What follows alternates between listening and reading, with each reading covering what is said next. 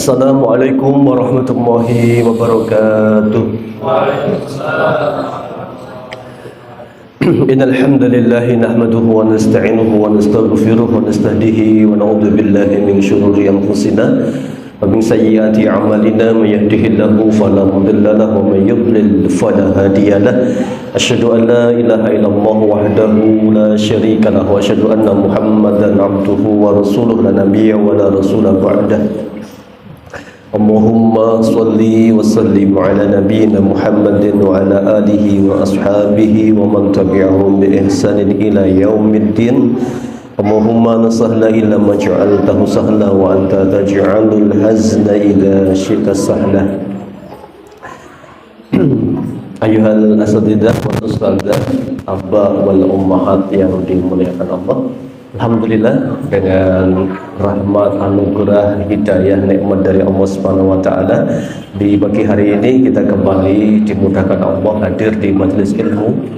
Semoga bertambahnya ilmu yang kita dapatkan, bertambahnya ketakwaan kita kepada Allah Subhanahu wa taala, bertambahnya bekal kita, menjadikan kita lebih baik dalam mendidik anak-anak kita. Karena hakikatnya itulah modal berharga, yaitu modal hikmah. Walaqad ataina Luqmanal hikmata anishkur lillah. Hal yang membuat Luqman istimewa itu karena punya modal berupa hikmah. Apa itu hikmah? Hikmah itu ilmu, al-ilmu an-nafi'u, ilmu yang manfaat. Ilmu bagaimana mendidik, ilmu bagaimana berkomunikasi yang baik, ilmu bagaimana mengerti potensi anak, memaksimalkannya. Itu penting bagi seorang orang tua, namanya hikmah. Kemudian tidak kalah penting adalah bahwa majelis ini sebagai majelis yang kita harapkan menjadi penghubung ya, antara rumah dengan sekolah, karena sama-sama harus difahami tanggung jawab utama pendidikan adalah di rumah. Ku anfusakum wa ahlikum naron. Adapun sekolah membantu bagaimana agar pendidikan yang harusnya ditanggung oleh orang tua itu sekolah memberikan ya. Memberikan apa? Ya, memberikan tuntun ataupun pengantar-pengantar. Praktek lebih banyaknya adalah di rumah masing-masing ya. Maka tentu berbeda orang tua yang aktif mengikuti kegiatan dengan yang tidak mengikuti ya. Yang mengilmui dengan yang tidak mengilmui ya, pasti nggak sama. Qul hal yastawil ladzina la ya'lamuna qul hal yastawil ladzina ya'lamuna wal ladzina la ya'lamun ya. Samakah orang yang tahu dan tidak tahu? Ya tentu tidak sama ya. Maka semoga bekal ilmu ini menjadikan kita lebih luas wawasannya dalam mendidik anak-anak kita. Baik, tema kita hari ini adalah tadabbur surat An-Nisa ayat yang ke-9 ya, merenungi kembali bagaimana wasiat pesan dari Allah Subhanahu wa taala. Boleh dibuka surat An-Nisa ayat ke-9. Allah berfirman dalam potongan ayatnya, a'udzubillahi minasyaitonirrajim. Wal yakhshal ladzina law taraku min khalfihim dzurriyyatan dhi'afan khafu 'alaihim falyattaqullaha wal yaqulu qawlan sadida. Ayat ini jelas sekali ya, mengingatkan kita wal yakhsha, dan takutlah dan khawatirlah, suruh mikir kita ini. Lautar alladzina, siapa orang-orang ya, kita ini para bapak terutama ini, alladzina orang-orang lautaroku, seandainya meninggal dunia kita ini ya, min khalfihim dzurriyyatan, kita meninggalkan generasi dzurriyyah dhi'afan. Apa dhi'afan? Yang sangat lemah yang sangat ya. Dhi'afan khafu 'alaihim, yang mereka takutkan ya sepeninggal mereka. Falyattaqullah, maka bertakwalah kepada Allah. Kita suruh takut sama Allah kalau sepeninggal kita, generasi kita itu lemah ya. Waliyaqulu qaulan sadidan, dan hendaklah mereka berkata dengan perkataan yang benar. Sadidan, surat An-Nisa ayat 9. Ini memang suruh mikir kita ini. Orang cerdas kan begitu. Kata Rasulullah, al-kayyis, orang yang cerdas itu mandana nafsahu, yang mampu menundukkan hawa nafsunya, itu yang cerdas. Wa amila lima ba'dal maut, dan dia berpikir, wa amila, dan berpikir lima ba'dal maut, apa yang bisa saya lakukan, apa yang saya siapkan untuk hari setelah kematian saya. Termasuk mikir anak-anak itu. Gimana caranya nggak lemah? Lemah dalam hal apa? Yang pertama, ulama asbab nuzulnya ayat ini pernah kita kaji ya. Asbab nuzulnya, sebab turunnya ayat ini adalah ketika suatu hari sahabat Nabi yang jago memanah, namanya siapa? Yang suka manah nggak hafal idolanya? Siapa? Sa'ad bin Abi Waqqas. Nah, ini orang kaya, anaknya cuma tunggal perempuan, hartanya banyak. Ya. Maka didatangi Rasulullah pas sakitnya mulai parah itu, dia bertanya, ya Rasulullah, ya, ya Rasulullah, inni dzu malin kasiratin, aku memiliki harta yang banyak, walam yarisuni illa ibnatan wahidah, dan tidak ada ahli warisku kecuali anak perempuan satu itu. Bolehkah saya berwasiat 2/3 ya, harta saya tak sedekahkan untuk muslimin? Kata Nabi, jangan ya, terlalu banyak. Fanis, kalau separuh bagaimana ya Rasulullah? Boleh nggak saya sedekahkan? Ke Aziz mana ini? Abu Mubarak langsung kan yang dikonsultasikan Aziz ya langsung, bisa semuanya gitu. Bagaimana kalau separuh? Jangan terlalu banyak ya. Kemudian dia bertanya, fasulus, kalau sepertiga bagaimana Rasulullah? Iya, fasulus, asulusu kathir, sepertiga bagus, sudah banyak itu ya. Kemudian Nabi mengingatkan, kamu tinggalkan anakmu dalam keadaan mampu lebih baik daripada dalam keadaan kekurangan, berharap belas kasih dari manusia. Berarti ini Al-Quran ini turun berkaitan dengan peristiwa itu. Yang pertama, justru kita suruh mikir, andaikan saya mati itu tinggalkan apa untuk anak-anak ya, ya. Memang dulu mungkin nggak kepikiran, Pak, wis pasrah sama siapa, kayak sekelas Abu Bakar ya, saya titipkan istri dan anak-anak sama Allah, mbuh meh ngontrak neng ndi ora urusan, Allah Maha tahu Maha adil, wong saya ini pejuang di jalan Allah gitu. Ya. Dan pernah nggak berpikir anak saya 5, 6, nuwun sewu, kita belum meninggalkan tempat tinggal ya, belum mikirkan tabungan, nggak punya pendidikan, ini mau bagaimana? Nah, apa mau jadi beban terus bagi nuwun sewu sekolah-sekolah yang kita titipi itu? Nah, kita suruh mikir, serius ini. Yang dipikiran pertama itu, Anda meninggal punya warisan apa? Ya, jangan jadi beban orang, kata Rasulullah tadi kan. Kamu tinggalkan anakmu dalam keadaan hartamu cukup, itu mulia daripada kamu tinggalkan kurang dan menghibah kepada manusia. Nuwun sewu sana kemari jadi beban orang. Ya. Nah, ini berarti penting nggak Pak harta? Nah, penting kan? Ya, jangan berpikir ya bener Pak. Ya, anak bawa rezeki, bener nggak? Banyak anak banyak rezeki, bener? Bener kan? Ya pasti harus bener itu. Cuma ikhtiarmu apa begitu? Maka Rasul kan bersabda, ikhtiarmu apa? Maksud ikhtiarnya jalur keringanan kan ya wagu tuh. Ikhtiarnya kan kurang sip itu. Ikhtiar jalur keringanan. Ikhtiarnya gimana caranya ini? Ya.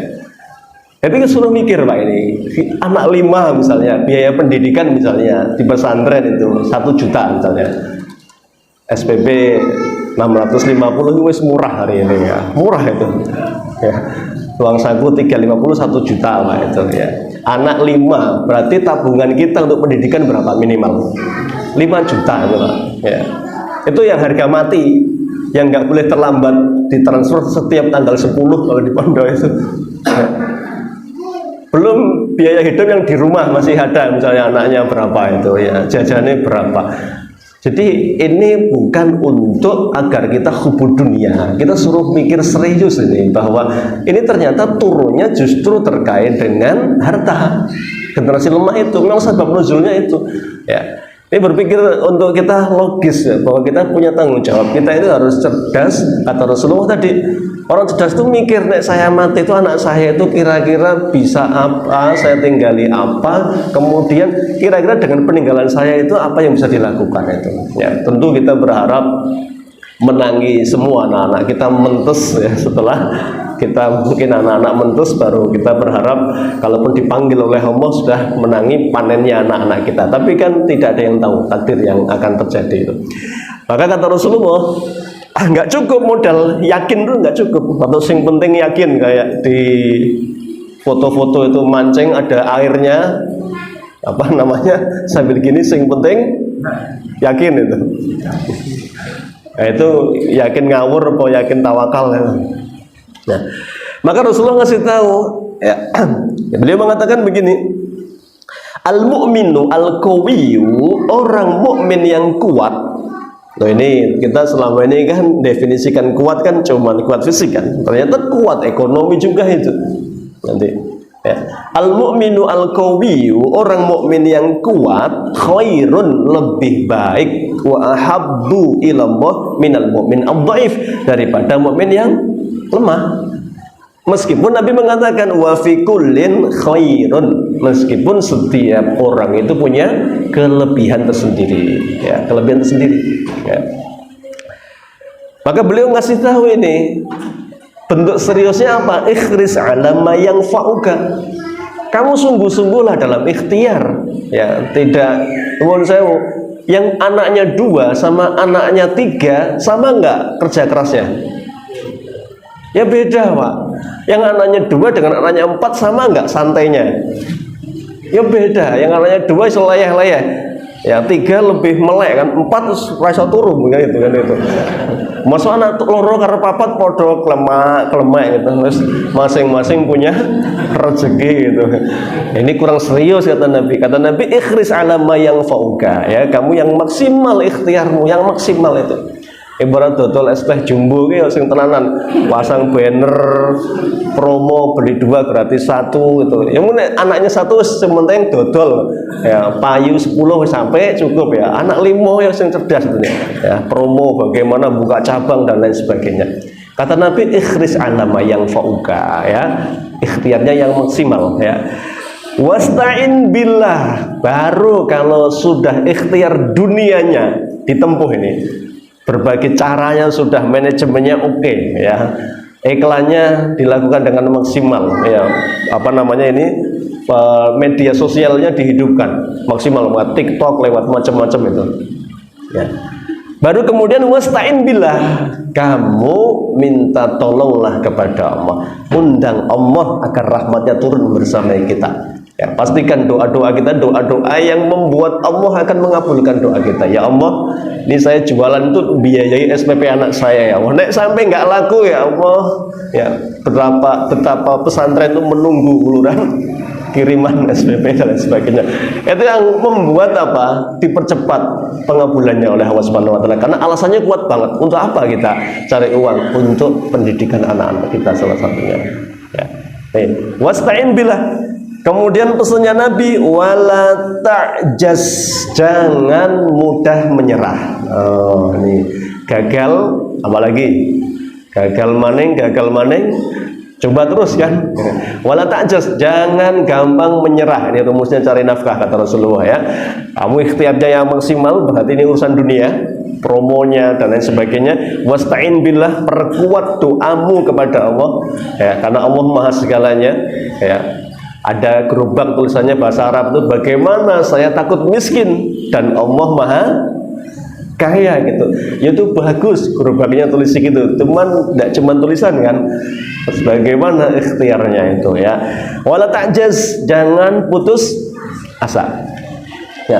Wa in asabaka syai'un fala taqul, kata Rasulullah, kalau ikhtiarmu sudah maksimal, Masya Allah, doanya sudah dipanjangkan ya, kemudian sudah pasrah kepada Allah, tidak pernah putus asa, Kalau ada hal-hal yang di luar harapan, fala takul, jangan pernah berkata lau anni fa'altu kana kadza wa kadza. Andaikan kemarin begini, nggak akan begini yang terjadi. Andaikan begitu, nggak akan seperti ini yang terjadi. Kenapa? Walakin kul qadarullah, kata Rasulullah, katakan ini sudah takdirnya Allah. Jadi takdir itu ternyata diucapkan setelah ikhtiar yang maksimal, doa yang sungguh-sungguh, tidak putus asa dalam bekerja. Baru kalau hasilnya di luar harapan, ini ujian, takdir dari Allah. Sabar kalau tidak baik, ya. Kemudian katakan wa masya'a fa'al. Kalau Allah berkehendak sudah nggak mungkin.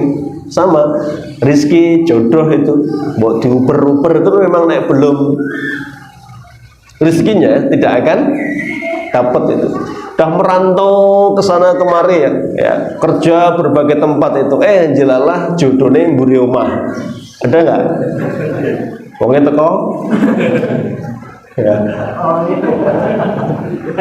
Nah ini kan namanya rezeki kan, tapi ikhtiarnya nguber ke sana kemari itu kan ngajukan biodata ya. Sana kemari itu kan ikhtiarnya sudah maksimal itu ya. Ada ustadz bagus dititipi, ustadz barangkali punya santri yang siap gitu ya. Ya ketemu nih bu rumah jebule. Itu takdir itu begitu. Qadarullah wa masya'a fa'al. Ya sudah itu ya. Tapi kan kita sudah ikhtiar kesana kemari itu. Ya nilainya beda dengan yang tidak ikhtiar, mau nunggu apa? Nunggu hujan hujan rezeki dari langit ya. Kenapa mengatakan fa inna lau? Karena ucapan andai kata tadi taftahu amal syaitan, yaitu membuka pintu setan untuk menolak takdir bahwa kita ini tidak siap untuk resiko-resiko yang di luar harapan kita. Itulah. Jadi yang pertama apa, lemah itu lemah ekonomi. Ya ini memang kita harus mengevaluasi usaha kita berbanding lurus enggak dengan tanggungan kita kan gitu ya. Ya tanggungan kita makin banyak, ikhtiarnya makin sungguh-sungguh. Tidak cuma kerja keras tapi juga kerja cerdas bagaimana caranya ya. Ini yang pertama, di'afan. Nah, ini mungkin dulu sudah dibahas agak panjang nih tentang generasi yang lemah. Jangan sampai lemah iktisad, lemah harta. Termasuk adalah dha'ful akidah ya, lemah akidah di sini. Ya, jelas sekali maka nasihatnya Luqman Al-Hakim kepada anaknya. Wa idh qala Luqmanu libnihi wa huwa ya'iduhu ya bunayya la tusyrik billah. Wahai anakku, janganlah menyekutukan Allah dengan apapun. Ini akidah tadi soalnya. Akidah itu ya termasuk tadi rukun Islam yang 6, termasuk qadha dan qadar itu. Barangkali sesuatu yang dirisaukan oleh sebagian orang itu masa depan. Padahal masa depan itu sudah Allah tetapkan kan. Cuman kita tidak tahu kadarnya berapa, maka akal kita dipakai untuk menjemput dengan cara yang maksimal nanti kata Nabi. Nah takdir sudah pasti itu. Ikhtiarnya itu yang membuat kita akan membedakan ya di hadapan Allah antara yang ikhtiar dengan yang tidak ikhtiar ini ya. Dha'ful akidah ya. Akidah ini juga sesuatu yang di kitab diajarkan ya, bagaimana menanamkan keyakinan. Puncaknya memang dalam Islam itu ada Islam, ada iman, ada ihsan. Ada muslim, ada mukmin, ada muhsin. Apa ihsan itu? Anta'budallaha ka'annaka tarahu. Itu sudah pada level bagaimana Allah itu hadir di setiap aktivitas kita. Bahkan kita seakan-akan melihat Allah. Fa illam takun tarahu fa innahu yaraka. Tapi tidak mungkin kan kita melihat Allah, tapi Anda merasa bahwa Allah itu melihat aktivitas kita. Jadi level ini sudah level yang paling tinggi memang. Hadirnya Allah itu mengawasi semua kegiatan kita, aktivitas kita. Jadi bab akidah, termasuk akidah itu tadi terhadap janji-janji Allah tadi. Kita yakin sekali kan bahwa wa may yattaqillaha yaj'al lahu makhrajan. Orang muslim itu tidak ada buntunya. Siapa yang mau ikhtiar, tawakal, takwa sama Allah, selalu ada apa? Makhrajan. Apa makhrajan? Jalan keluar. Itu juga akidah kita. Apalagi Allah menjanjikan fa inna ma'al usri yusran. Sungguh bersama kesulitan ada kemudahan. Yusrani, yusran, dua kemudahan itu. Maka Rasulullah sampai mengatakan tidak mungkin dua solusi kalah dengan satu masalah. Ya. Jadi ini juga tanamkan kepada anak-anak kita ya, bahwa Allah itu menunggu ikhtiar kita, Allah akan berikan sesuai dengan kesungguhan kita masing-masing ya. Wa yarzuqhu min haitsu la yahtasib. Ya, ini juga menjadi sebuah prinsip. Tidak boleh orang kok beranggapan bahwa hidup makin susah, kemudian dia pasrah, putus asa dan lain sebagainya. Alhamdulillah, malah bunuh diri itu ada di mana itu, Jawa Timur teman-teman. Guru lagi ya, guru bunuh diri, ngajak anak sama istri karena jebule utangnya banyak. Utang itu bener berarti itu dibawa mati nggak itu? Ya, mati tenan tapi. Artinya bahwa ini sesuatu yang bagi orang beriman itu naif sekali ya, berpikir bahwa mati itu selesai, padahal akidah kita mengatakan ada kehidupan setelah kematian dan itu malah abadi ya, itu kehidupan di akhirat nanti ya kita. Saya mau fokus nanti kepada tarbiyah askariyah di sini ya, tarbiyah ruhiyah dan askariyah. Kemudian di'afan lemah yang berikutnya, lemah apa? Lemah ibadah itu. Ini sudah dibahas juga dulu ya. Bagaimana mengajarkan ibadah kepada anak-anak. Yang paling mendasar ya sholat itu. Sholat ini memang tidak ada, Masya Allah, tidak ada habisnya dibahas tema sholat ini. Karena memang ini ibadah yang paling utama. Bahkan penentu. Rasulullah menyampaikan dalam sebuah hadisnya itu, awwalu ma yuhasabu bil 'abdu yaumal qiyamati min 'amalihi sholatuhu. Yang pertama kali dihisab oleh Allah pada hari akhirat dari sekian banyak amal-amal hambanya adalah sholatnya. Nah, ini menjadi parameter. Termasuk pendidikan kita ini memang yang paling ya berat adalah mendidik anak sholat. Ini benar-benar anugerah Pak, kalau anak-anak kita ini di level mungkin usia 10 tahun ke atas ya, sudah Rasulullah sampaikan tadi kan, perintahkan anakmu sholat di usia 7 tahun. 7 ini kan usia mulai mengenalkan. Maka memang betul, tidak ada paksaan, tidak ada ancaman, tidak ada kekerasan, karena dia usia belum ada taklif, tidak ada beban. Tapi juga jangan dipahami, karena ada wali santri yang memahami bahwa anak sebelum mukallaf ini, sebelum balik ya, yang perempuan haid, yang laki-laki mimpi basah, maka anak itu tidak dicatat apapun perbuatannya. Benar apa enggak? Benar kan? Ada hadisnya kan, rufi'al qalamu an salasatin itu kan ya, catatan ya salah dan pahala itu tidak akan dipakai ya, tidak akan ditulis itu dari 3 golongan itu. Salah satunya anisobi hatta yahtalima, dari anak sampai dia ya ikhtilam kan, sampai balik sampai ikhtilam itu. Maka terus berpikir, wah berarti bocah dijarne wae wong ora dosa, ngomong elek dosa enggak? Saya 10 tahun ngomong kasar dosa nggak? Muring apa namanya? Misuh-misuh itu dosa nggak? Nggak dosa Pak. Ya, nggak sholat, ora dosa. Bocah ya bebas itu. Ya, rufi'al qalam itu ya. Tapi kenapa Nabi kok mengatakan meskipun nggak dosa, kok 7 tahun sudah diperintahkan? Itulah namanya tarbiyah, pendidikan itu. Karena kesolehan itu tidak otomatis terwariskan, tapi harus apa? Dibiasakan, dididikkan. Karena ada orang-orang soleh di surat Maryam ya, ayat 84-85 itu, fa khalafa min ba'dihim khalfun adha'us salata wattaba'u syahawat. Ada generasi yang putus ini, orang tuanya hebat, soleh, kakek, bapak, kakeknya orang-orang hebat itu. Tapi kalau nggak kebaikan ini nggak diajarkan kepada anak-anaknya, yang terjadi tadi generasi penggantinya itu khalfun, anak-anak yang abdul usolah. Abdul usolah itu bukan nggak sholat, itu sholat tapi menelantarkan. Takhirus sholah an waktiha, kata Ibnu Abbas ya, itu sholat tapi jauh di luar waktu ketentuannya. Saat saya subuh jam 6:30 kami turun ya, zuhur jam 2:30, asar 5:30. Ini namanya abdul usolah. Kenapa begini? Karena tidak dididikkan. Nah, ini pentingnya pendidikan itu berarti untuk membiasakan kebaikan. Ada Pak, putra jenengan yang sudah usia 10 tahun itu subuh bangun sendiri. Langsung ya, 10 menit sebelum subuh begitu mendengar tarhim, as-salatu wassalamu alaihi gitu ya.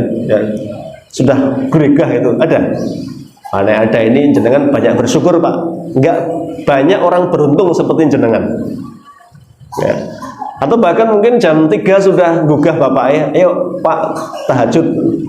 Ya. Bapak imam saya tak makmum kayak Ibnu Abbas sama Rasulullah itu kan. Ya, pernah tahajud bareng Ibnu Abbas itu. Nah, sudah begitu jenengan wajib sujud syukur yang panjang itu. Kenapa? Manusia paling beruntung itu adalah anak-anaknya yang sholatnya bisa sudah mandiri itu. Spesial itu Pak. Ya. Tapi kalau belum, nah memang itulah barometer itu sholat itu ya. Maka memang paling susah itu. Kalau ada anak-anak yang masya Allah ya pada subuh wis langsung nagih bapaknya, ayo bi murojaah 1 juz ya disimak itu. Wah, itu anak-anak spesial begitu itu yang nggak tunggu diperintah sudah minta bahkan itu. Wah, itu anugerah Pak, itu banyak-banyak bersyukur kepada Allah. Terutama sholat ini memang spesial sekali sholat itu ya.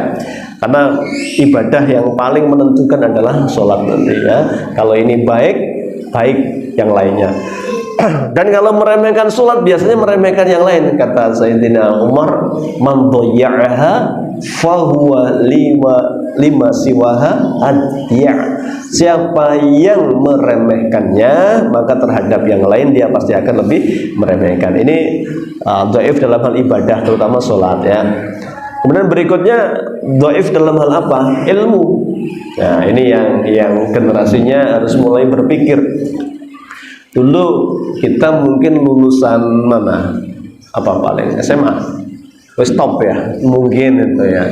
Kalau hari ini jenjangnya terulang kembali berarti kemunduran atau kemajuan? Kemunduran ya.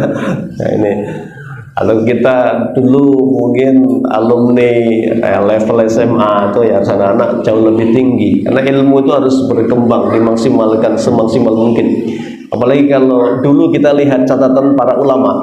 Para ulama itu hampir minim yang tidak siar, tidak melakukan perjalanan sayrun fil bilad, mendatangi negeri dari negeri ke negeri itu. Jadi rata-rata begitu. Sampai Imam Syafi'i mengatakan juga begitu kayak merantaulah ya. Merantaulah itu. Karena orang besar itu adalah mereka yang melakukan perjalanan. Ya. Maka termasuk bab yang dulu dipelajari oleh para ulama itu bab geografi itu ya. Jadi ngerti negeri-negeri ulama itu di mana itu. Dulu Imam Syafi'i dari Gaza selesai belajar qiraah, hafal Quran, pindah ke Madinah, ke Mekah belajar sama Imam Malik bin Anas di sana. Ilmunya habis pindah lagi kemana? Safar terus itu. Ya, sehingga jadi orang besar. Nah itu. Jadi ilmu itu wajib ya dijemput, dihadiri, dikejar. Nah, ini. Yang berikutnya adalah dha'ful jismi ya, lemah fisik. Ini yang belum dibahas panjang, ini yang mau kita bahas agak panjang, ini lemah dalam hal fisik tadi ya.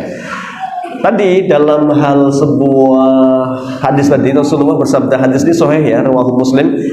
Al-mu'minu al-qawi, mukmin yang kuat itu lebih baik daripada mukmin yang lemah. Jadi termasuk fisik itu ya.